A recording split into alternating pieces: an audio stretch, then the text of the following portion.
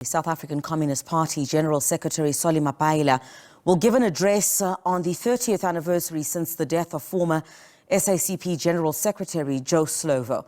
The memorial lecture is being hosted by the SACP in East London. Let's go to SABC News reporter now, Sidima Mfegu, who joins us live from there. Sidima, a very good morning to you. Thanks indeed for your time. Perhaps has that event started as yet, the memorial lecture?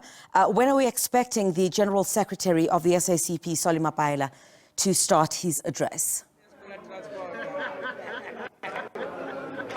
Well, Crisenda, unfortunately, I couldn't hear a thing from what you say, but I can estimate that that's a cue for me. We are here in East London, at the East London City Hall, where the great General Secretary of the SACP is expected to make a keynote address inside this hall as he's giving a lecture at the Joe Slovo. In fact, the Joe Slovo lecture that is going to be underway any minute from now. If you can see just behind me, a couple of people have been coming in, singing. It seems as though everyone is in solidarity with the event that is expected to currently happening here, to happen rather here at the East London City Hall. We do understand that that Joe Slovo is one of the long-serving members of the SACP as well as the ANC, and his advocacy there was a very, solidified communist party in South Africa as they were fighting the apartheid regime. Unfortunately, had passed on in 1995. But to speak to us about the lecture that's expected here, joined by the Secretary General, or the General Secretary himself,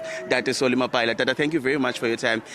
Really, what can we expect from here? What is the main purpose of this particular lecture? Certainly to commemorate the 30th anniversary since the demise of our General Secretary, Comrade Joe Slovo, who was one of the foremost revolutionaries in South Africa, who led our Liberation Army, Umkhonto weSizwe, as a white compatriot, who cemented the non-racial character of our revolutionary struggle in building a prosperous South Africa, taking away the capitalist control of our economy.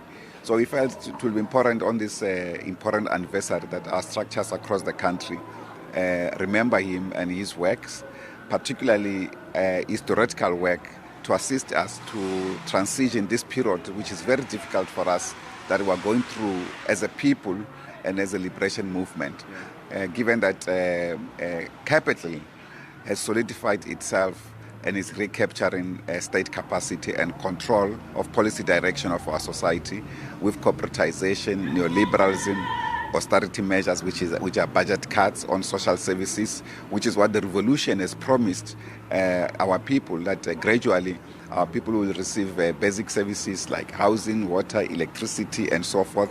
But with budget cuts and expensive cost of this, it's becoming more difficult for the people to sustain life itself.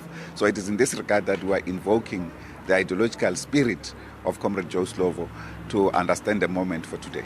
As you were saying there, that he was one of your white members of the party who was advocating for non-racialism. But we find ourselves in a country where right now we're fighting about laws that are favoring others and not others, or rather the idea is that the recent passing of the bill, the expropriation of land without compensation, certain groups of people are not happy with that, certain are happy with that.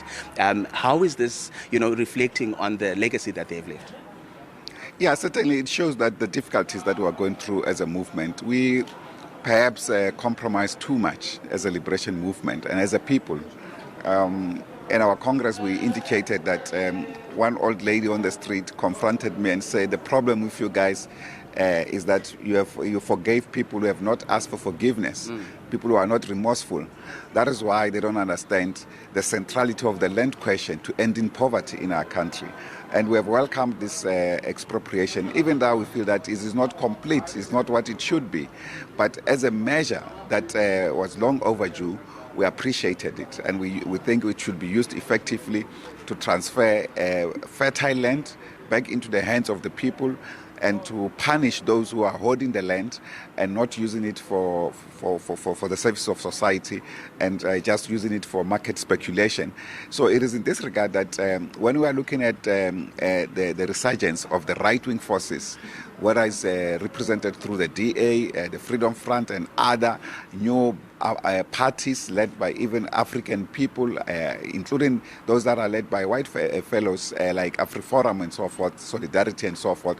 Those kind of institutions are for white interests, not for the non-racial South Africa that we're aspiring. We remain committed to this ideal of a non-racial society because that's an ideal of a common humanity, and it's the ideal of Joe Slovo. Yeah, and another conversation that it's very difficult not to have, particularly at this time of the GNU, are the speculations that the SACP is not in favor of, is not in favor of the GNU, and hence or has interests that are different to those of the ANC, and there's a possibility there of SACP moving out of the ANC due to interest in the GNU.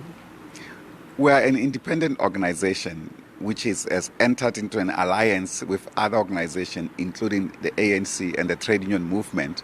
And therefore, we have invested time over several decades to build these organizations, as they have also invested time to build the Communist Party. So we are independent and interdependent at the same time.